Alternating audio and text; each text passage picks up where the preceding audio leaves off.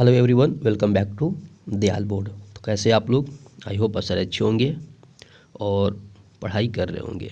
तो बच्चों, इस वीडियो में हम लोग कवर करने वाले क्लास 10th की इंपॉर्टेंट मैथमेटिक्स क्वेश्चंस। जैसा कि मालूम है कि बोर्ड्स के एग्ज़ाम आने वाले हैं, तो board exam point of view से इस वीडियो में जितने मैथमेटिक्स से जो क्वेश्चंस लिए गए सारे क्वेश्चंस इंपॉर्टेंट हैं। तो आप लोगों को सारे क्वेश्चंस वीडियो को पॉज करके सॉल्व करना है।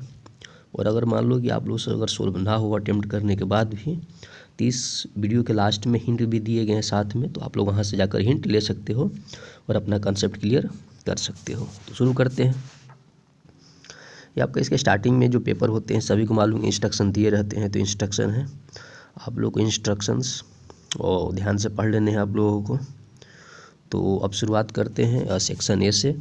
सेक्शन ए में आपका 1 से लेकर 20 तक क्वेश्चन है और सारे क्वेश्चंस MCQ क्वेश्चन है और हर एक क्वेश्चंस का जो मार्किंग है आपका 1 मार्क्स है। तो सबसे पहले आप लोग को वीडियो पॉज करना है, खुद से क्वेश्चन सोल्व करना है। तो इसलिए आप लोग कॉपी और पेन लेकर बैठ जाओ और वीडियो पॉज करके आप लोग सोल्व करते रहो। एक क्वेश्चन है, और हाँ, मैं साथ में आप लोग हिंट देता रहूँगा। अगर हिंट देने से अगर क्वेश्चन से अगर सोल्व अगर हो जा रहे हैं तो काफ़ी अच्छी बातें हैं, नहीं तो लास्ट में जाकर सोल्यूशन देख सकते हो। तो question number 1, find the value of k for which the quadratic equation 2 × 2 + kx + 2 = has equal roots. माफ़ कीजिएगा, यहाँ 2 नहीं है, यहाँ पर है आपका 2x²। ठीक है, यानी 2x² + kx + 2 = 0 है। तो भी इसी बात है, क्वाड्रेटिक इक्वेशन है। तो इस क्वाड्रेटिक इक्वेशन का अगर इक्वल अगर रूट है तो इस केस में जो अननोन वैल्यू जो k है उसका वैल्यू क्या होगा। तो सभी को मालूम है कि अगर रूट्स अगर इक्वल है तो हम लोग क्या बोलते हैं कि b² - 4ac कितना कर देते हैं, 0। तो इसको यहाँ से सोल्व करना है और आप लोगों को वैल्यू फाइंड आउट कर लेना है।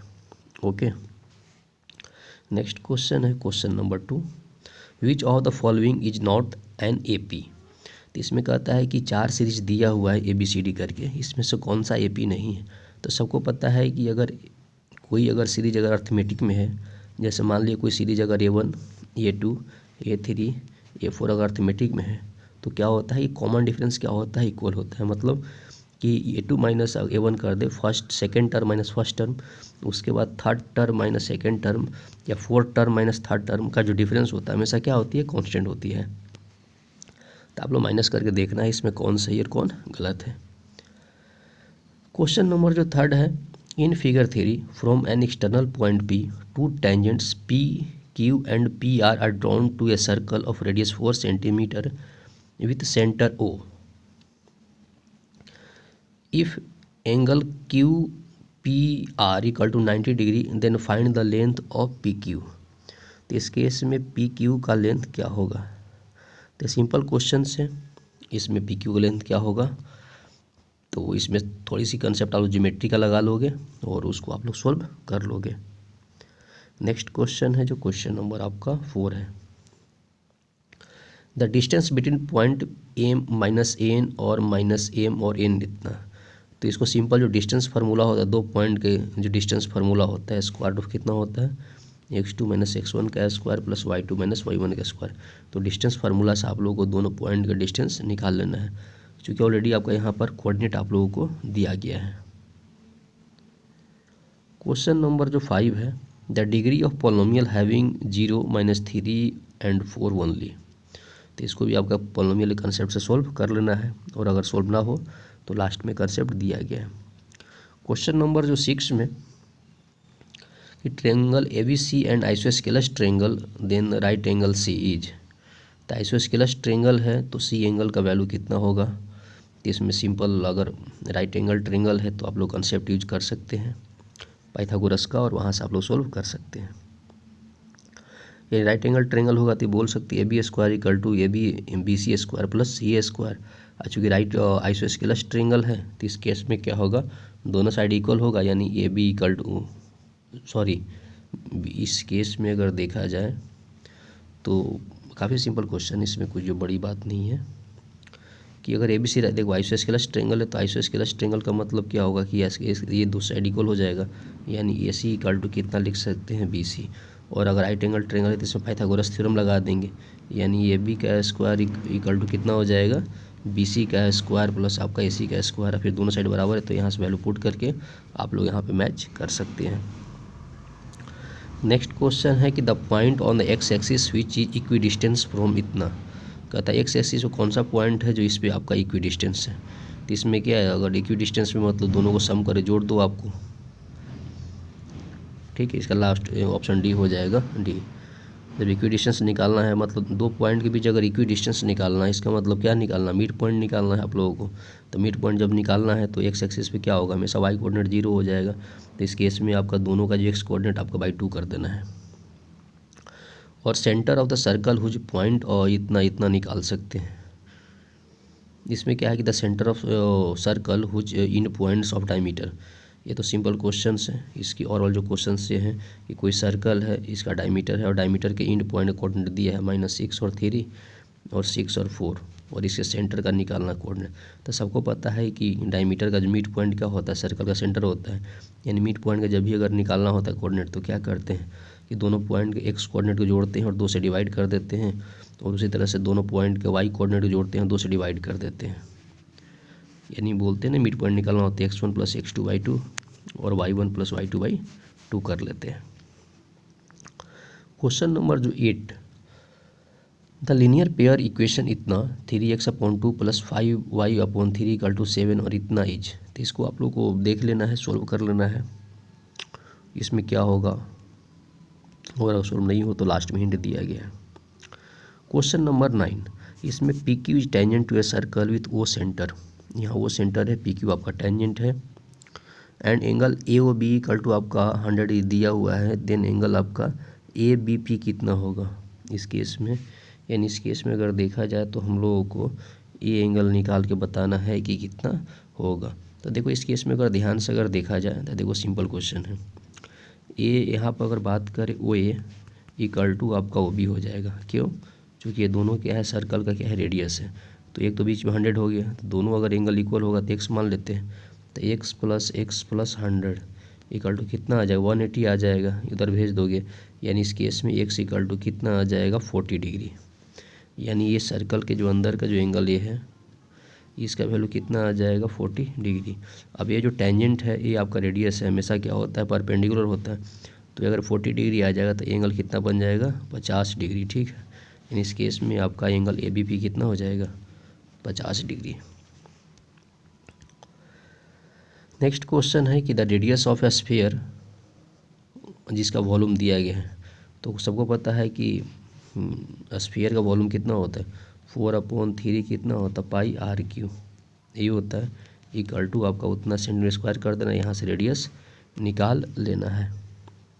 इसके बाद हम लोग क्वेश्चन है 11 से लेकर 15 तक है, फिल इन द ब्लैंक से क्वेश्चन से। अगर बात करें हम लोग 11 से लेकर 15 तक, ये सारे क्वेश्चन किसके हैं, फिल इन द ब्लैंक्स के हैं, जो आप लोग कर सकते हो।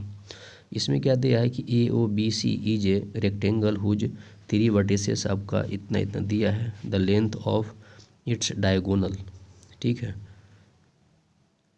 अब इसमें क्या है कि ट्रेंगल ए ओ बी सी दिया हुआ है और 3 साइड का यहाँ दिया हुआ है, तो डायगोनल का लेंथ निकालना है। तो जब भी डायगोनल लेंथ अगर निकालना है तो सिंपल सी क्या है, यहाँ पर आप लोगों को कोऑर्डिनेट दिया गया है, तो डिस्टेंस फार्मूला से डायगोनल लेंथ निकाल लोगे।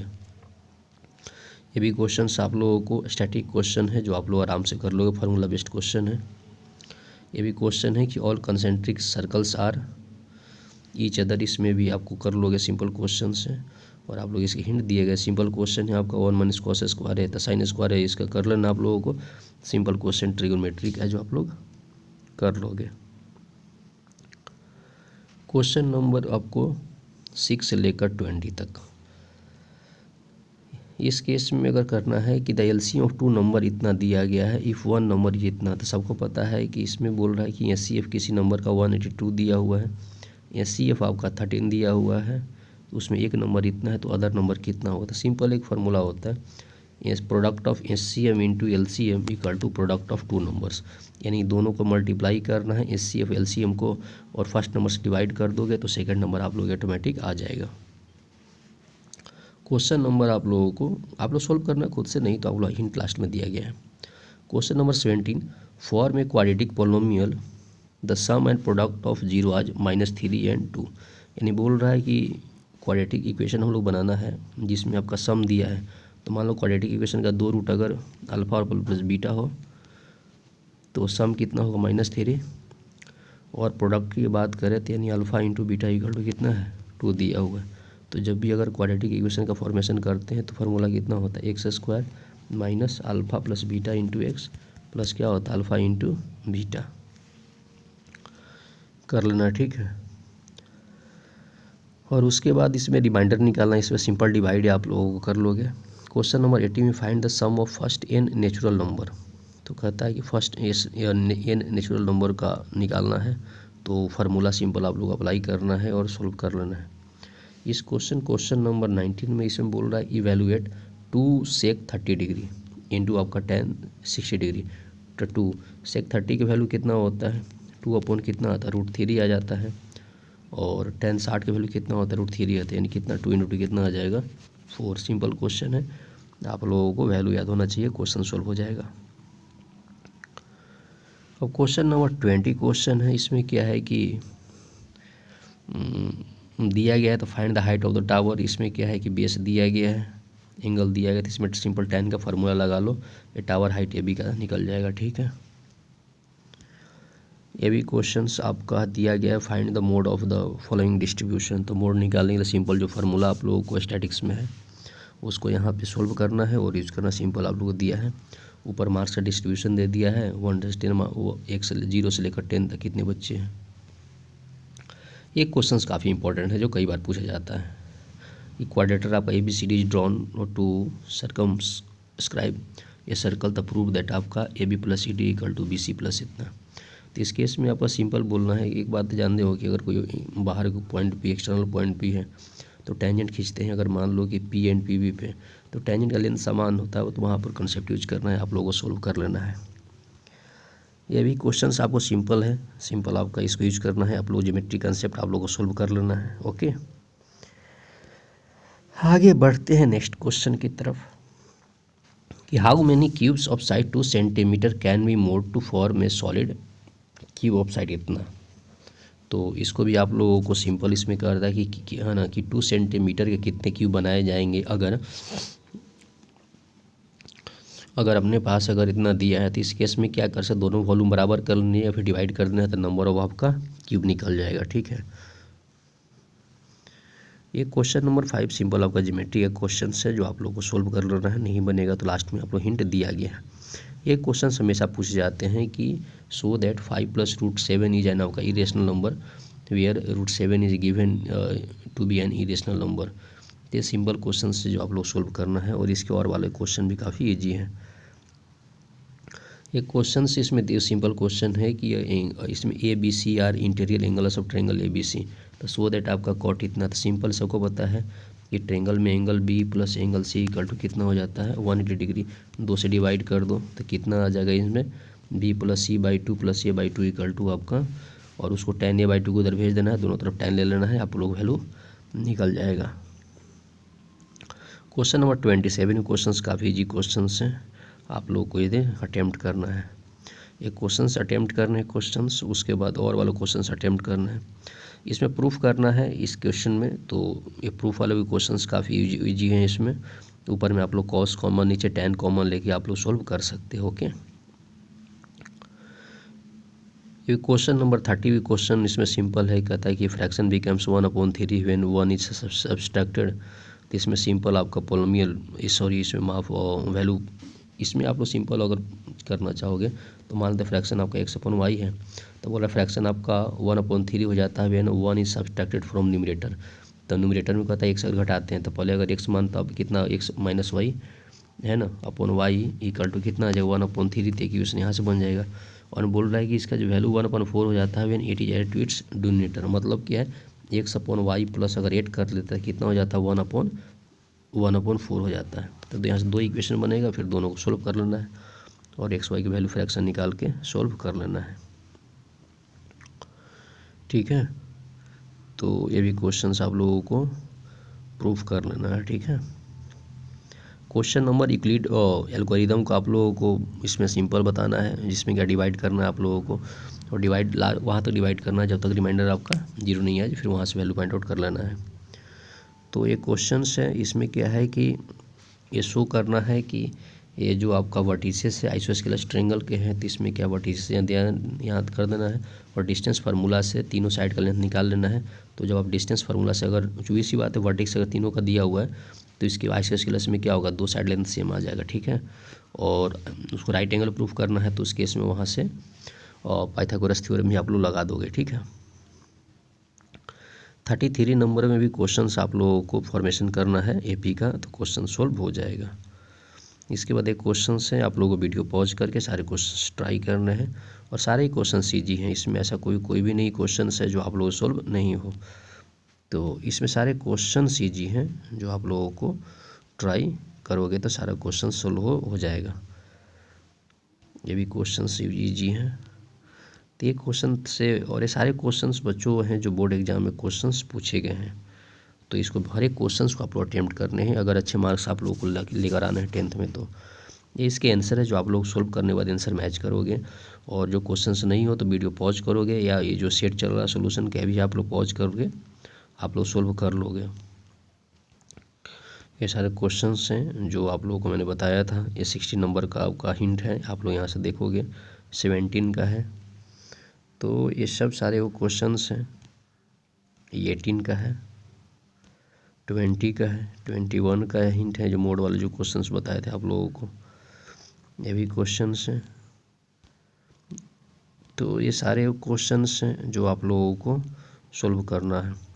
तो मैं आप लोग यहाँ से स्क्रॉल करते जा रहा हूँ, तो आप लोग इसको पॉज करके करना है, जो भी अगर डाउट वगैरह हो तो आपको पॉज करना है। पॉज करने के बाद ही आप लोगों को, क्योंकि जब आप पॉज करोगे तो भी सी बात है, पॉज करने के बाद क्या होगा, आप लोग आराम से अपना भी सोल्यूशन मैच कर सकते हो, कंसेप्ट समझ सकते हो। तो ये सारे क्वेश्चंस इंपॉर्टेंट हैं। और एक बात मैं हमेशा कहता हूँ कि जो क्लास 10th के जो बच्चे होते हैं थोड़ी जल्दी पैनिक हो जाते हैं, क्वेश्चंस थोड़ा बड़ा अगर दिखाई दे तो अपने आप को बोलते हैं मुझसे तो सोल्व नहीं होने वाला। तो ऐसे नहीं होगा, जब तक आप खुद अटेम्प्ट नहीं करोगे, बैठोगे नहीं। और प्रॉब्लम पे क्या होता है आजकल, क्या होता है जो मैं देखता हूँ, बच्चे की पेशेंस बहुत कम होती है। प्रॉब्लम्स पे आप समय दो। समय देने का मतलब क्या है, मान के बैठो कि मुझे सोल्व भी करना है, मुझसे खुद से करना है। अगर क्लास में अगर अच्छे से थ्योरी अगर पढ़ाए हैं, थोड़ी सी न्यूमेरिकल कराएं, तो इतना कंसेप्ट बिल्डअप तो हो ही जाता है कि आप प्रॉब्लम पे बैठ के सोल्व कर सकते हो, सोच सकते हो। तो सारे जो क्वेश्चन से आप लोग पॉज करना है, पॉज करके आप लोग यहाँ से हिंट लेना है। और मैं सलाह ये देता हूँ कि सबसे पहले आप खुद से एक बार आप लोग क्या करो, क्वेश्चंस को अटेम्प्ट कर लो, और जब क्वेश्चंस अटेम्प्ट हो जाए उसके बाद जाकर आप सोल्यूशन को लास्ट में देखो। इससे आप लोग को ये होगा कि आप लोग को भी मालूम है चला कि मेरे टोटल कितने क्वेश्चन सोल्व हो रहे हैं, और जितने क्वेश्चन सोल्व हो रहे हैं उसमें से जो भी क्वेश्चंस अगर डाउट वगैरह हैं तो फिर मैंने कहाँ पे गलती करी है, तो वो भी यहाँ से आप लोग देख सकते हो। तो ये काफ़ी इम्पॉर्टेंट हो जाता है जब आप इस तरह की अगर एग्ज़ाम की तैयारी करते हो। और सबसे बड़ी बात पेशेंस होती है, पेशेंस रखना ज़रूरी है, और साथ में सोल्व करना भी ज़रूरी है। तो मैं धीरे धीरे सारे आपको इसके जो हिंट वगैरह हैं मैं आप लोगों को यहाँ बता रहा हूँ आप लोगों को। तो आप लोगों को क्या करना है, जो जिस क्वेश्चन में डाउट हो कि मुझसे क्वेश्चन सोल्व नहीं हो रहा है या मुझे कहीं क्वेश्चन फंस रहा है, तो आप लोग जाकर यहाँ से देख सकते हो। और देखने के बाद आप लोग क्या लगेगा कि नहीं मैंने फिर यहाँ पर मिस्टेक करी है, तो इसको आप लोगों को पॉज करना है। तो दोस्तों इस वीडियो में हम लोगों ने कवर किए इंपॉर्टेंट क्वेश्चन मैथमेटिक्स के, और सारे क्वेश्चन हैं जो एग्जाम में पूछे ही जाएंगे, जो कि इसी बात है सारे क्वेश्चन इंपॉर्टेंट हैं। तो आई होप आपको वीडियो पसंद आया होगा, तो पसंद आया तो लाइक सब्सक्राइब शेयर करें ताकि मुझे मोटिवेशन मिले और आपके लिए मैं ऐसी वीडियो बनाता रहूँ। तो पढ़ाई करते रहें, all the very best, thank you.